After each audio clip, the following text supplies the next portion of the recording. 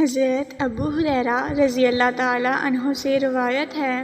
کہ رسول اللہ صلی اللہ علیہ وسلم نے ایک موقع پر ارشاد فرمایا کہ کوئی ایسا شخص نہیں ہے جس نے ہمارے ساتھ حسن سلوک کیا ہو، کچھ ہم کو دیا ہو اور ہم نے اس کی مکافات نہ کر دی ہو سوائے ابو بکر کے۔ انہوں نے ہمارے ساتھ جو حسن سلوک کیا اس کی مکافات اللہ تعالیٰ ہی کرے گا قیامت کے دن، اور کسی شخص کا بھی مال کبھی اتنا میرے کام نہیں آیا جتنا ابو بکر کا مال کام آیا، اور اگر میں اپنے دوستوں میں سے کسی کو خلیل جانی دوست بناتا تو ابو بکر رضی اللہ تعالیٰ عنہ کو بناتا، اور معلوم ہونا چاہیے کہ میں بس اللہ کا خلیل ہوں اور میرا حقیقی دوست و محبوب بس اللہ ہے۔ رسول اللہ صلی اللہ علیہ وسلم نے مختلف مواقع پر مختلف عنوان سے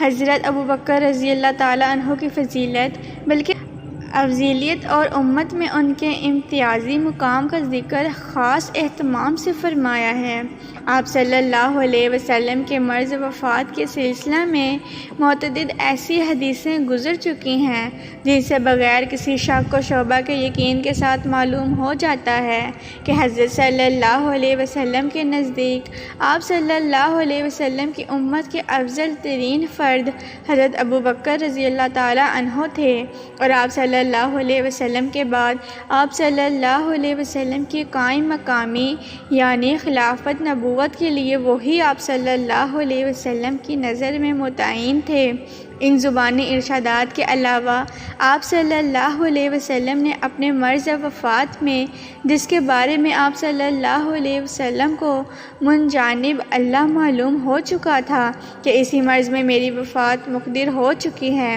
اصرار و تاکید کے ساتھ حضرت ابوبکر کو اپنی جگہ امام نماز بنا کر اس طرف امت کو واضح رہنمائی بھی فرما دی تھی۔ حضور صلی اللہ علیہ وسلم کے مرض وفات کے سلسلہ کی ان حدیثوں کے علاوہ چند اور حدیثیں حضرت ابوبکر صدیق رضی اللہ تعالیٰ عنہ کی فضیلت اور افضلیت کے بارے میں ذیل میں درج کی جا رہی ہیں۔ ان میں رسول اللہ صلی اللہ علیہ وسلم کے ارشادات بھی ہیں اور بعض اکابر صحابہ کی شہادتیں بھی۔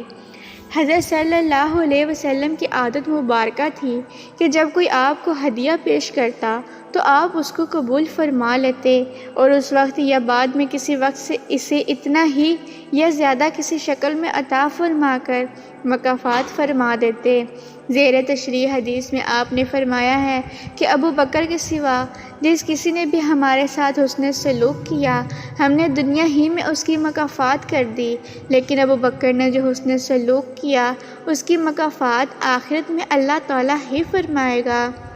حضرت ابوبکر رضی اللہ تعالیٰ عنہ کے نواسے حضرت عروہ رضی اللہ تعالیٰ عنہ کا بیان ہے کہ حضرت ابوبکر نے جب اسلام قبول کیا تو ان کے پاس 40,000 درہم تھے۔ وہ سب رسول اللہ صلی اللہ علیہ وسلم کی مرضی کے مطابق دین کی خدمت میں خرچ ہو گئے۔ 7 ایسے غلاموں کو خرید کر آزاد کیا جنہوں نے اسلام قبول کر لیا تھا، اور ان کے کافر و مشرک مالک و آقا اسلام قبول کرنے ہی کے جرم میں ان کو ستاتے اور مظالم کے پہاڑ توڑتے تھے۔ حضرت بلال رضی اللہ تعالیٰ عنہ بھی انہی میں سے تھے۔ حضرت ابوبکر رضی اللہ تعالیٰ عنہ نے حضور صلی اللہ علیہ وسلم سے عرض کر دیا تھا کہ میں اور میرا سارا مال گویا آپ کی ملکیت ہے، جس طرح چاہیں استعمال فرما لیں۔ چنانچہ حضور صلی اللہ علیہ وسلم ایسا ہی کرتے تھے۔ حضرت صلی اللہ علیہ وسلم نے مرض وفات میں اپنے آخری خطاب میں بھی حضرت ابوبکر رضی اللہ تعالیٰ عنہ کی اس خصوصیت اور امتیاز کا ذکر فرمایا تھا۔ حضرت ابو سعید خدری رضی اللہ تعالیٰ عنہ کی روایت سے وہ خطاب صحیح بخاری اور صحیح مسلم کے حوالہ سے ذکر کیا جا چکا ہے، اور اس میں حضور صلی اللہ علیہ وسلم کے بعد ان کے خلیفہ ہونے کی بھی واضح رہنمائی ہے۔